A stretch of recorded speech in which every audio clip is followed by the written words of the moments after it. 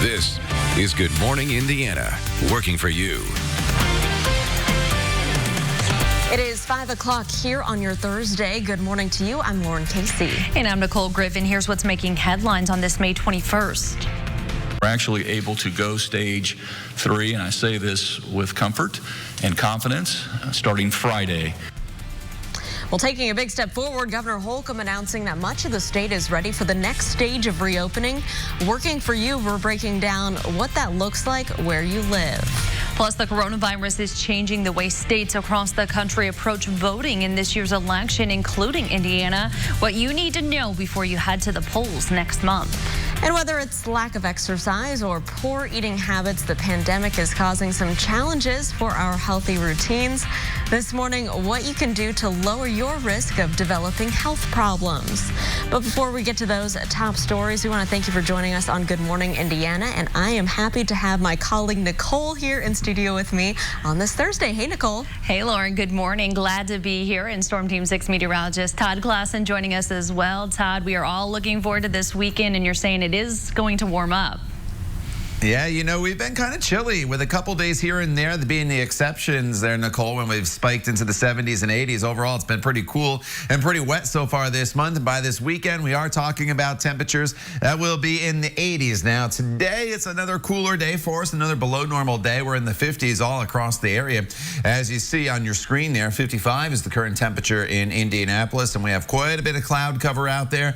I know it's showing some breaks there from Indianapolis to the north, but the satellite's just not picking up on some of the lower clouds that are out there. So it's overcast skies this morning. That's the way it remains throughout the day today. And a couple of the showers you see off to our east in Ohio, some of those will start to make their way here into central Indiana as we go into the afternoon hours. Anything we do see, though, will be very, very light. That is the good news. You see the temperature trend. We should be into the low 60s by the time we get to the noon hour with high temperatures right around 65 degrees today. Going forward, though, we get into the 70s tomorrow and then the 80s by Saturday. More on that coming up in just a little bit. All right, Todd, thanks so much. Let's take a look right now at traffic as you're heading out to work early this morning. This is a live look downtown I-65 at West Street and MLK. Keep in mind if you're traveling northbound on I-65 through the downtown area past the North Split until about 6 a.m. we do have lane restrictions in the right lanes as you're heading around the curve at the North Split. The exit ramp to Meridian Street and Pennsylvania Streets, that is closed for the time being, and we have about 3 lanes, the right lanes, that are closed as you head past that area over here towards West Street. So if you're trying to get into downtown, you normally get off the interstate at Meridian. You will need to continue northbound about 3/4 of a mile here to West Street and MLK, and then you can reroute through the downtown area. Right now, no crashes to report around the metro area. Great news for your Thursday commute. We begin with breaking news this morning. An investigation is underway after police found a person dead inside of a vehicle. We're told an officer was patrolling in the area of East Washington and Pine Streets around 3 this morning when they found that body.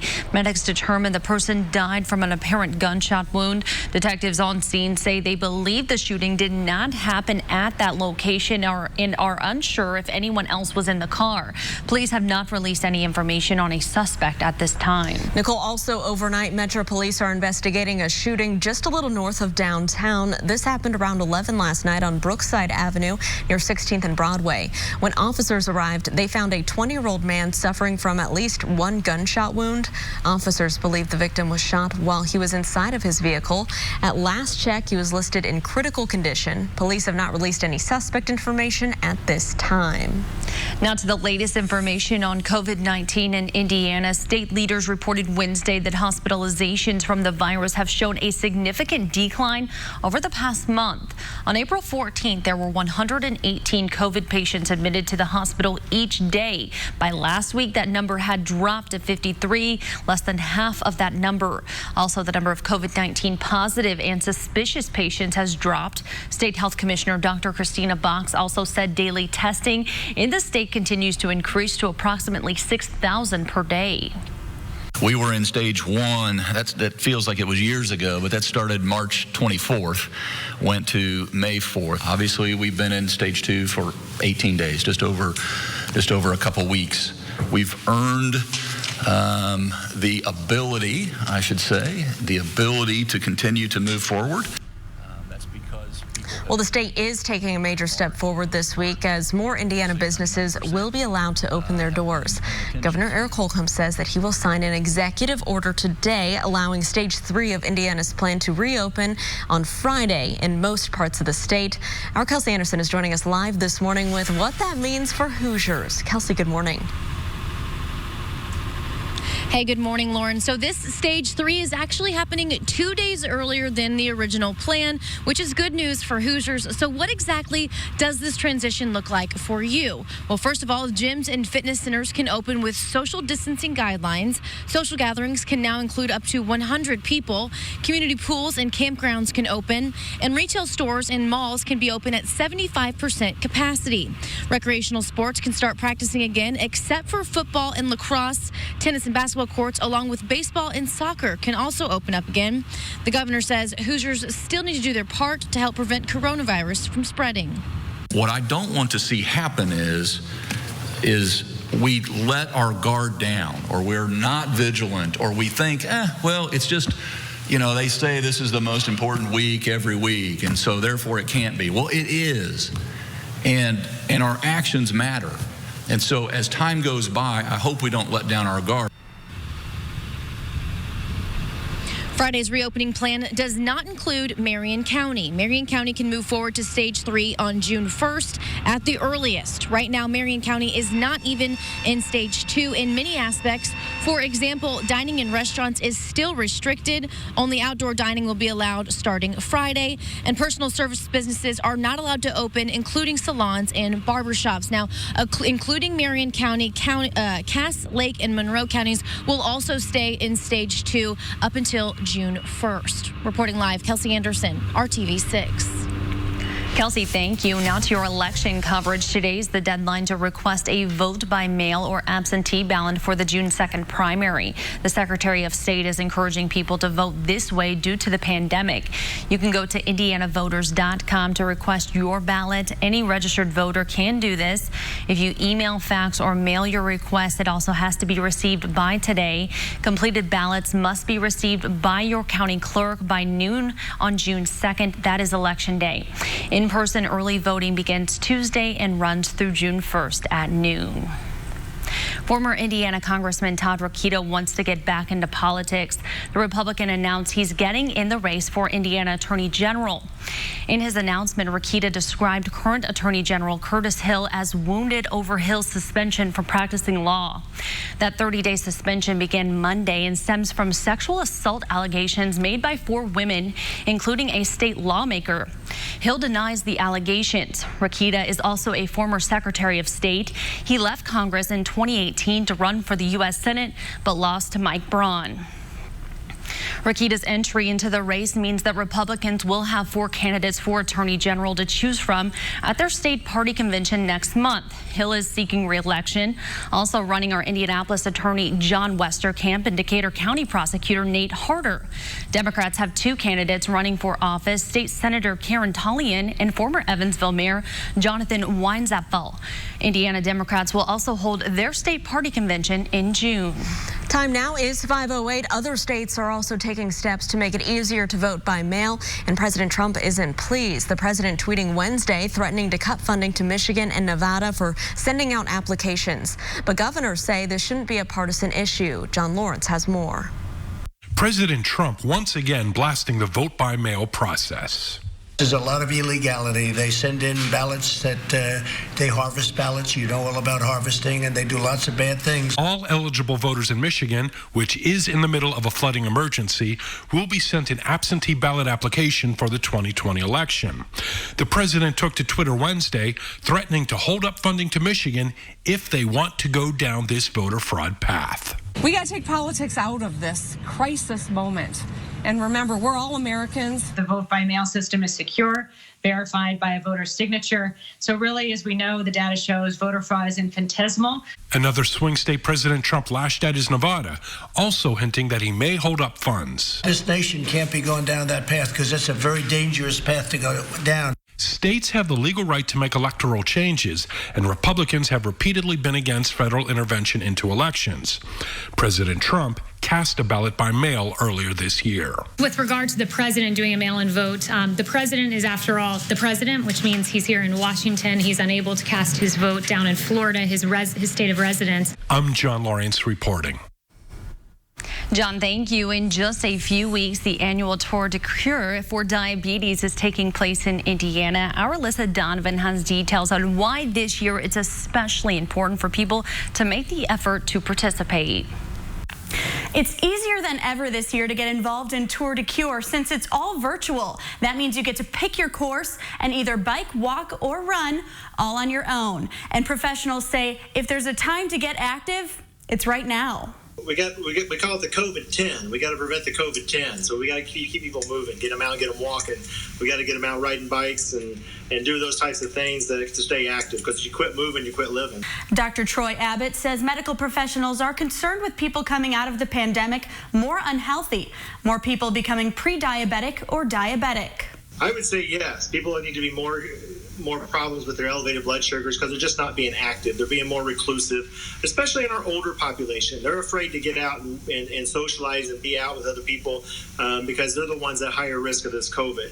Recently, one of his patients added more activity and a healthier diet to his life, and it made a major difference. He bikes 4 miles a day with his daughter, and he says in the last month he has not had any potatoes or breads, and he's really cut that back. He's lost 26 pounds.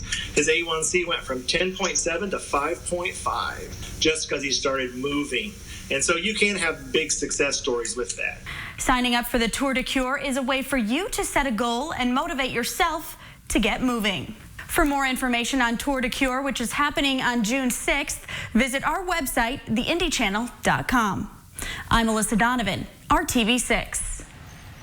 All right, thank you, Alyssa. It's going to be a good opportunity to get out and about for a good cause there. Ride your bike, walk, whatever exercise you want to do here in the coming days. There are some minor rain chances in the forecast, but plenty of dry hours as well. The rain chances today are fairly small. It's only about a 10% chance of a stray shower, and I think the best chance would be in the afternoon hours if you are going to see that at all. Temperatures this morning hovering in the mid-50s across the area, and the temperatures are pretty uniform because we're all in the same air mass. We're all dealing with cloud cover here this morning. As far as the rain, you notice some of those showers in Ohio. A couple of them will pinwheel in here throughout the course of the afternoon hours. But other than that, we are looking at just cloudy skies today, and temperatures a little better than yesterday. Yesterday was kind of cool in the afternoon and evening with temperatures in the mid-50s, about 10 degrees warmer today in the 60s. The 70s arrive tomorrow, 80s by the weekend. More on that coming up in just a little bit. All right, Todd, thanks so much. More than 10,000 people in Michigan are without a home this morning following devastating flooding. We'll take a look at the damage and why the governor there says that this disaster may have been avoidable. And the CDC is issuing new guidelines for babies born to moms with COVID-19. Straight ahead, their recommendations for doctors to make sure everyone gets home healthy. The sequel premieres tonight on ABC. Welcome back. It is 5:16. Rising floodwaters unleashed by 2 dam failures flooded parts of Midland, Michigan on Wednesday, and it forced thousands of people from their homes. Governor Gretchen Whitmer issuing an emergency order saying that experts there are calling the flooding, quote, a 500-year event that will impact the state for years to come. Governor Whitmer also said that she's looking into legal actions to take against the dam owners who reportedly knew about the issues for the dams for more than 20 years. First responders are now working to help displaced residents while maintaining social distancing guidelines to avoid spreading COVID-19. Georgia Bureau of Investigation agents served a search warrant at the home of Gregory and Travis McMichael Tuesday. The father and son are charged in the February shooting death of Ahmaud Arbery. The search is part of the investigation into Arbery's killing. Video shows the 2 white men allegedly killing Arbery as he was jogging back in February. The 36-second video was not released until about 2 months after the killing and became a catalyst in the call for the arrest of the McMichaels. President Trump's former personal attorney, Michael Cohen, will be released from prison today. He's expected to serve the rest of his sentence at home. His early release comes as the coronavirus continues to spread through the prison system. Cohen, once known as Trump's fixer, was sentenced to 3 years in 2018. His charges include lying to Congress and hush money payments to adult movie actress Stormy Daniels and former Playboy model Karen McDougal. They both claim to have sexual encounters with Trump, which he denies. It is 5:17 right now. We got to get a check of our forecast on this Thursday. And Todd, you haven't done the best job this week with the forecast. It's been pretty cold and rainy, but what can we expect on our Thursday? Is it going to get any better? Lauren, sorry to let you down so far this week. I hope I can make up for it this weekend with some warmer temperatures heading our way. Yeah, it hasn't been the best week of weather. You know, we really got pimped by a couple things with the tropical system that was out in the Atlantic, prevented the weather pattern from really advancing from west to east like it normally does, and we just got stuck with a slow-moving area of low pressure on top of us, and that's what's been giving us the clouds and these cool temperatures and showers from time to time. As we go forward in this forecast, there are low rain chances the next 2 days. It's not completely nil here today and tomorrow, but we're dealing with small rain chances. We get that warming trend coming in, and then as we work our way into the weekend, as the temperatures come up, so do the rain chances once again. Temperatures in the mid-50s, 55, a common number there from Muncie to Indy into Bloomington, in and around the metro area. Temperatures range from 54 in Fishers as well as New Pal and Edinburgh. 53 is the current temperature in Martinsville, so there's not much of a variation here today anywhere across central Indiana as you get going on this Thursday morning. The clouds are in place across the area as far as the rain goes. Once again today, it is off to the east. Once again today, the rain's going to try to advance into the area from east to west. It's going to try to back its way in, and that's all coming around that area of low pressure that is still down to our south. So on TrueCast, you look, we're pretty dry here throughout the noon hour. Once we get into the afternoon hours, there could be a stray shower here and there, but we're not looking at any widespread rain across the area. That is the good news. If you did see one of those showers, it would be very, very light. We're not looking at anything substantial here throughout the day today. And notice the temperature trend. Yesterday, we were only in the mid-50s. Today, we'll be able to get into the mid-60s for your afternoon highs. So it's going to be a little bit of a warmer day. Tomorrow, we're up to 75 degrees. Sunshine returns. It's going to be partly cloudy, and it looks dry for the most part. Again, a stray shower will be a possibility, but nothing substantial across the area. And then there's the warmth, and even if maybe you want to call some heat that builds in. 86 on Sunday, which would have been a race day with about a 40% chance of storms. And then as we get into next week, we're still in the mid-80s. Storm chances will become a little more numerous or widespread as we get into Tuesday and Wednesday. Most of those storms, though, look like they'll be driven by the daytime heating, though, in the afternoon hours. All right, Todd, thanks so much. Let's take a live look at traffic right now. This is over on the west side of town where you can see I-70 near Lyndhurst Drive is traveling up to speed this morning. We do want to make you aware, though, of another major construction project. This is set to go into effect Friday, and the work is expected to last through June 28th. So a long-term closure of the eastbound lanes from Ronald Reagan Parkway all the way into downtown at the South Split. Keep that in mind as you're heading out this weekend into next week. And also during the closure, the eastbound collector ramp to I-465 will remain open, so you should be able to use that as a detour route. Take that around the south side to I-65 to get back into the downtown area and continue on with your commute. That's a project we'll continue to monitor, and we'll keep you updated, but I just want to make you aware that that is scheduled to go into effect on Friday. The CDC is now advising that doctors test all newborns delivered to women with potential COVID-19 infections. The agency says that babies are most likely exposed to the virus through respiratory droplets from their moms or other caregivers. Because of the limited information about babies with COVID-19, the CDC says that doctors should presume exposed newborns are infected. Health officials recommend isolating those babies from other healthy babies and temporarily separating them from their mothers. The CDC also suggests testing in the first 24 hours after birth and again the next day if the results were negative. If you're still looking for fashionable yet affordable face coverings to protect your family from COVID-19, COVID-19. Banana Republic has face masks back in stock. As you see here, the retailer even has masks for children. Banana Republic will donate $10 for each $20 face mask sold to Feeding America's COVID-19 Response Fund, supporting kids and families in need. But you have to act quick. Last month, their masks sold out online almost immediately after they were released. It's 5:22. You're watching Good Morning Indiana. Stay with us. Home experts at theindychannel.com. Indianapolis Motor Speedway honored frontline workers on Wednesday. A parade of Indianapolis 500 Camaros drove past Methodist, University, and Riley hospitals. The month of May is, of course, much different for IMS this year due to the pandemic. All 500 festival events have been postponed or canceled. So these cars aren't out and about in the way that they normally would. So they've been sitting here at the Indianapolis Motor Speedway, and we started brainstorming as a group what would be a great way to put them to use. That was pretty awesome, and it was a nice relief to get away from our floor for a little bit, you know, because it's pretty hectic. But it's really nice, you know, they took the time out to come and support us and show them that they love us and appreciate us. So it was nice. Rev Indy came up with the idea to use the cars to honor healthcare workers. The Indy 500 would have been this Sunday. It has been postponed to August 23rd. And Nicole, Todd, I was just thinking yesterday when it was so cold out, holy cow, I can't imagine going to the Indy 500 when it's this cold. I mean, you just never know what kind of weather we're going to get, but can you guys believe that it was supposed to be this weekend? I can't believe it. Yeah, you know, and it would have been a warm race with temperatures in the mid-80s. Yeah, I've been out there on pit lane too, Lauren, shivering with the jacket on, and then there's been times where you're sweating up a storm.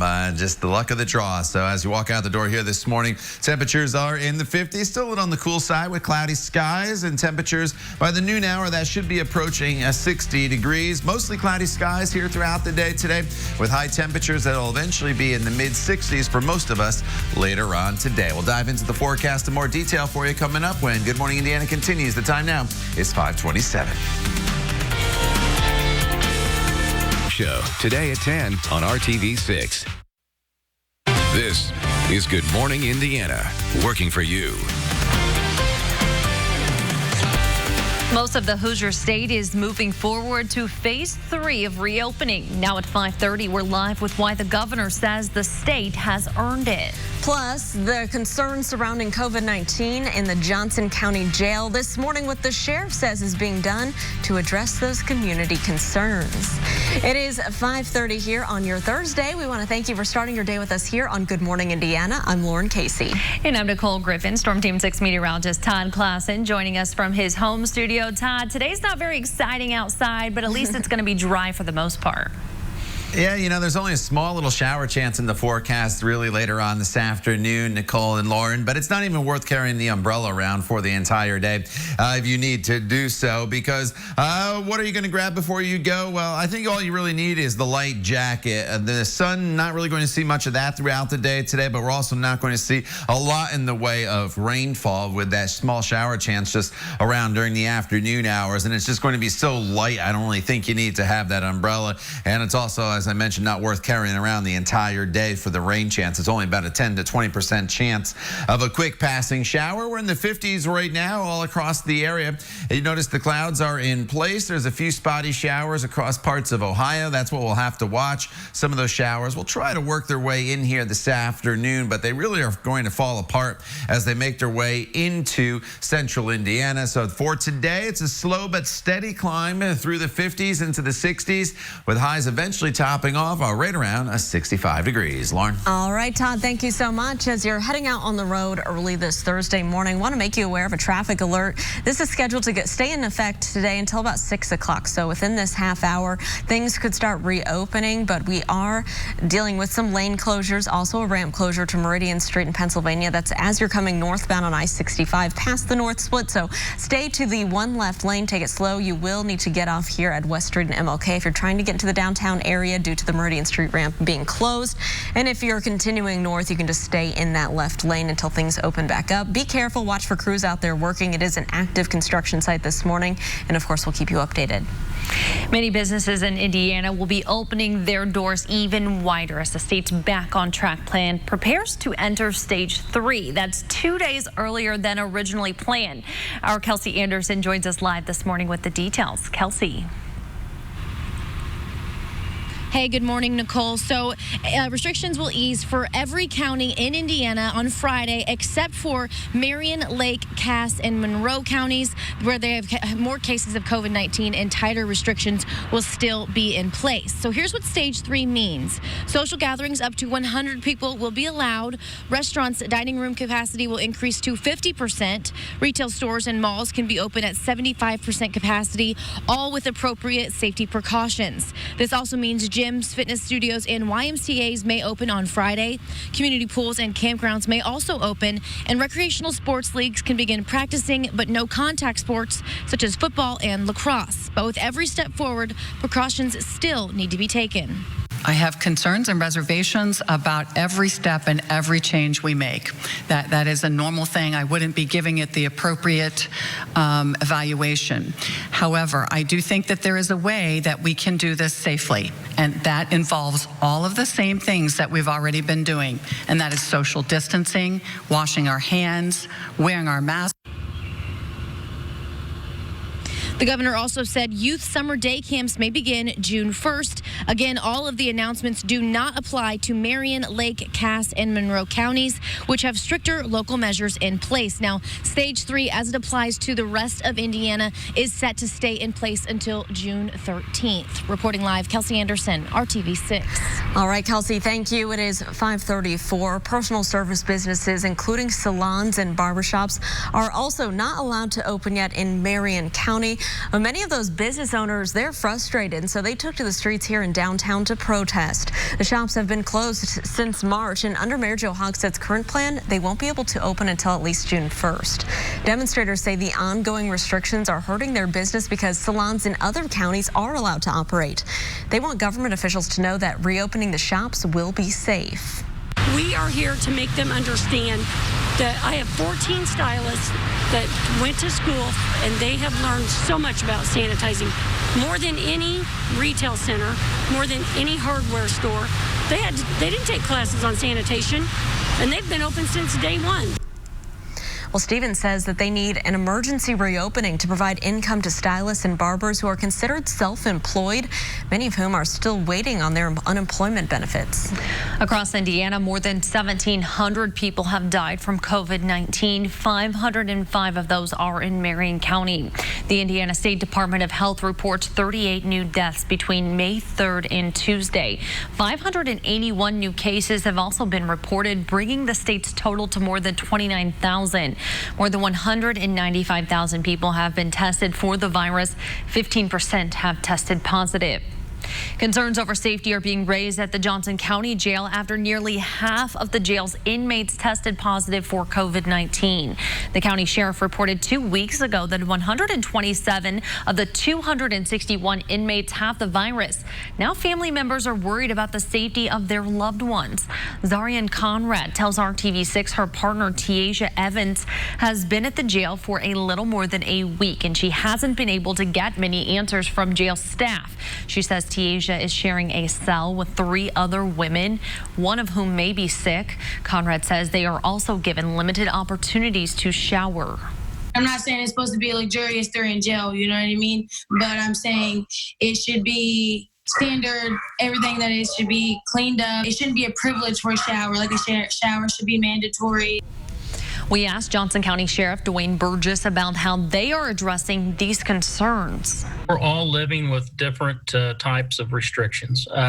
We try to address those the best that we can. On the 26th, that will be 14 days from when we had everybody tested. And that's a date that I can't wait to get here. Then we can kind of get back to some normal operations.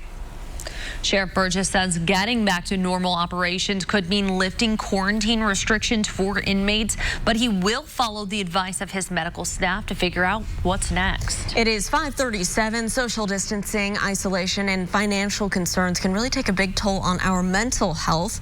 The Rebound Indiana is sharing advice and resources that you can use to help cope with the impacts of this pandemic. Dr. Virginia Cohen is the director of the Marion County Public Health Department, and she's one of 3 experts who will discuss mental health issues faced by African American women during a virtual town hall today. Dr. Cohen says the main thing she wants women to take away from the conversation is to take care of themselves. If you're ill, you're not going to be able to help anybody. If you're emotionally so sad, that translates those emotions, go to your family members, to your children, and it impacts them negatively. So the number one person we're telling you, take care of yourself. The town hall is hosted by The Links Incorporated. Dr. Cohen plans to share resources, ways to recognize mental health issues in children and adults, plus tips anyone can use to relieve anxiety. You can find this discussion streaming at 6 p.m. this evening on the RTV6 Facebook page. At 5:38, in just a few weeks, the annual Tour de Cure for diabetes is taking place here in the state of Indiana. And this morning, our Alyssa Donovan has details on why this year it's especially important to make sure that people make the effort to participate. Alyssa.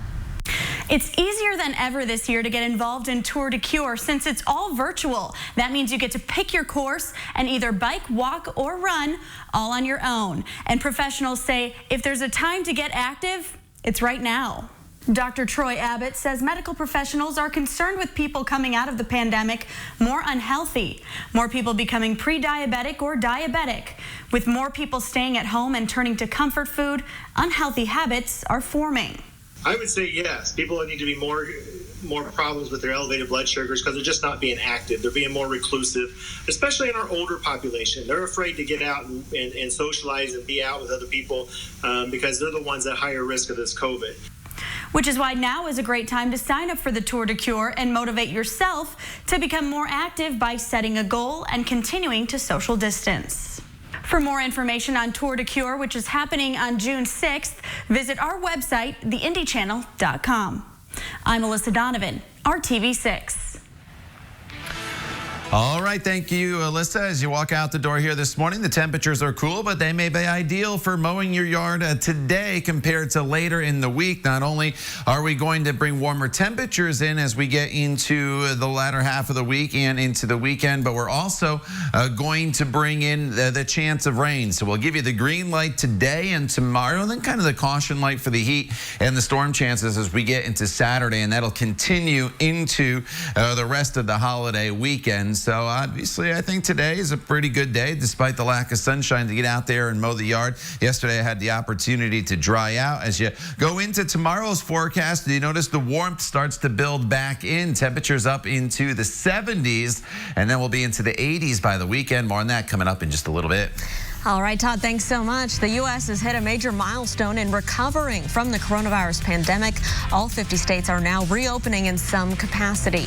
Just ahead this morning, why many states are going against President Trump's guidelines. The travel industry is hoping to attract customers by offering some special perks. Coming up, why spending money on a trip during the pandemic may not be as risky as you think. It's 5:41. You're watching Good Morning Indiana. We'll be right back. Instead. Apply today. It is 5:44. Welcome back. The entire country is now moving back to some form of pre-pandemic life. All 50 states have begun reopening in some capacity. ABC's Alex Brochet reports, though, the death toll here in the U.S. is at more than 93,000, and it's rising, so it's sparking a debate as to how quickly states should reopen. All 50 states now easing restrictions, some more quickly than others. In Michigan, these barbers on the state capitol lawn pushing for a faster reopening, offering free haircuts, many without face masks, some armed. Connecticut started reopening yesterday. If you don't want to go back to work, don't go back to work. But don't deny the rest of us. Allowing malls and retailers to open at 50% capacity. Restaurants measuring table distance for outdoor dining only. Casinos in Oklahoma back open for business. Customers betting big on new safety measures like mandatory face masks and temperature screenings. A tone of confidence set by Vice President Pence, seen here with Florida's governor in Orlando, eating a burger, neither wearing a mask, but temperature checks for staff and patrons here. New York's governor still urging residents to wear masks. They are protective and they work. Wear a mask. Each state moving ahead with its own plan as the CDC finally releases its detailed guidelines for reopening. Recommendations like sneeze guards in restaurants and bars. In schools, face coverings for staff and older students, but not for children under 2. A positive case could completely close a school for cleaning. But there's already restlessness. Leaders in Tulare County, California voted to allow businesses and churches to reopen, defying state health orders. Illinois State Rep Darren Bailey was removed from the chamber for refusing to comply with safety measures. Potential setbacks still a major concern. Just 24 hours after the big 3 automakers restarted production, Ford temporarily shutting down its plants in Chicago and Michigan after 3 returning workers tested positive. When you talk about business concerns, another part of that is the economy, right? More than 36 million Americans have filed for unemployment over the last 2 months. We're going to get another report this morning where that number is expected to grow. Alex Perche, ABC News, Washington. Alex, thank you. Due to record losses, the travel industry is trying to make booking getaways as tempting as possible, and that means practically risk-free spending for you. According to the CEO of Dollar Flight Club, flights are as low as they've been since 2001, and most major airlines are offering no change fees and no rebooking penalties through the end of the year. Delta is even allowing 2 years of cancellation credit. Hotels are also offering specials through the end of June. Marriott and Hilton customers can cancel up to 24 hours before their visit with no penalties. Some car rental companies are waiving young driver fees and prepaid cancellation fees. All right, Todd, now I'm ready for a trip. What about you?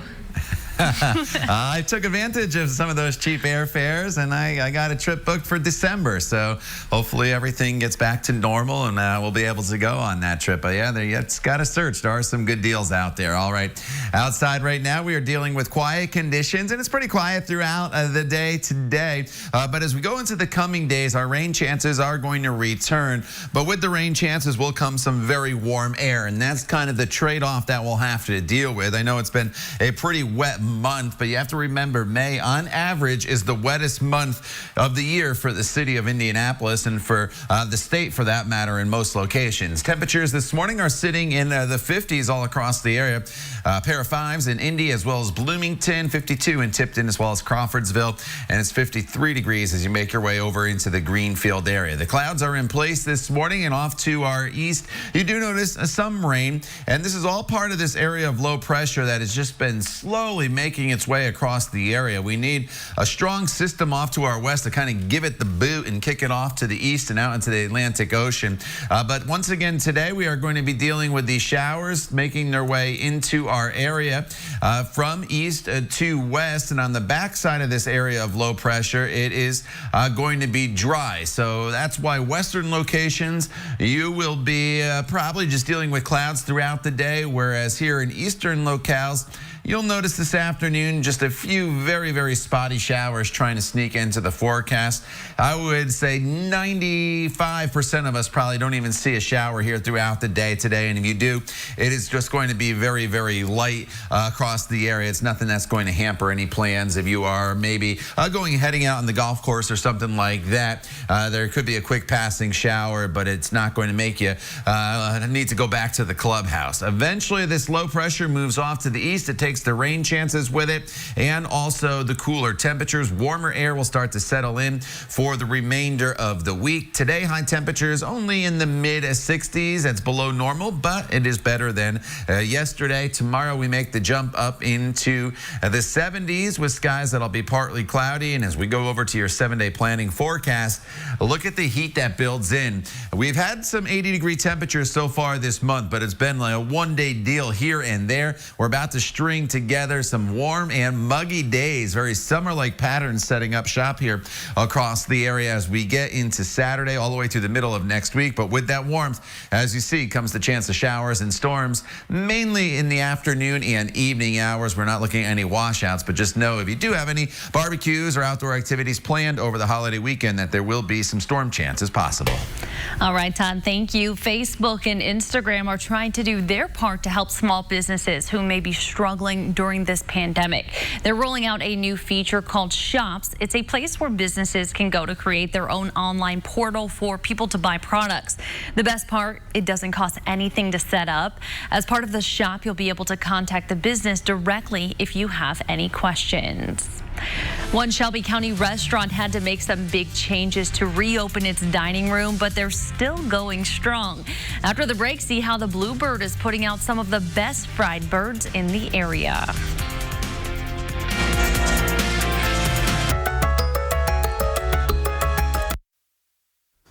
Welcome back. In the counties outside of Indianapolis, many restaurants have begun welcoming diners back inside for sit-down service. That's right. And so this morning, our Brad Brown shows us how one longtime favorite out in Shelby County had to give a couple of old traditions up, but the great food and the tradition there still carries on. Morristown has nestled along its spot on Highway 52 for a very long time, and for the past 11-plus decades, the Bluebird restaurant has been part of that history. We have had such great community support. It's just absolutely wonderful. They have been right on it with us. They're there to help us. It's great. We have a great community. The Bluebird dates back to 1925. Donna and her family have been the proprietors of that tradition for the last 48 years. But these past several weeks have been like nothing they've seen before. A challenge, something that makes you really think about how to rethink what you do. They've recently welcomed diners back inside for a taste of home-style favorites. Yeah, now you can see them, and it's great. It is wonderful. The comment they made when they sat at that table up there on Monday morning or Monday afternoon was, "It's so nice to sit down and eat." You know, so it's a need that we're filling. We're all about home cooking. Fried chicken is what we do the best. We like lumpy mashed potatoes. We make our gravy from scratch, and it's low fat because we use 2% milk. They had to shut down their popular salad bar and buffet, but along with the regular menu, you can still get all of the Bluebird's best family style, including that chicken and some of the best pies around. We created this 10-pack of chicken that comes with the potatoes, the gravy, the green beans, the rolls, and most importantly, pie. Because we make our pie from scratch, we use lard. The only way to go. It's nice to have people back. It's nice to walk through the dining room and there's people. It's weird to have all this space in here because, you know, we're usually trying to jam as many as you can. But it's nice to have the people back and to get back to that. All right, Brad, thank you so much. Okay, Nicole, we were just saying we're getting a little hungry. Todd and I watch these stories from Brad every morning, and it may not even be 6 o'clock yet, but it makes us so hungry. They're good stories. They are. All right, Todd, I know we're making you hungry there at home, too. Yeah, I mean, it doesn't take a lot to make me hungry, but Brad Brown, that's like the 100% accuracy in my forecast here. The Brad Brown stories will make you hungry. Sure. There's no doubt about that. I really enjoyed watching all these features on all these different restaurants all across central Indiana. As we go forward in the forecast today, the clouds are going to dominate. The showers are going to remain off to the east for the most part. There could be a stray shower here and there across parts of eastern Indiana this afternoon, but if you did see it, it would be very, very light. Temperatures are in the 50s here this morning. A little warmer than yesterday. We should get up to about 65 degrees for your afternoon high. Still below normal, though, with those cloudy skies. But today is the last day in the 60s. Tomorrow, the 70s arrive. And then by the time we get to Friday, or Saturday, rather, and the rest of the holiday weekend, high temperatures will be up into the 80s. All right, Todd, thank you so much. So a major service change will affect thousands of Indigo riders. Coming up here at 6 o'clock, how the change will impact how you get to and from work. That story and more just after the break. Stay with us.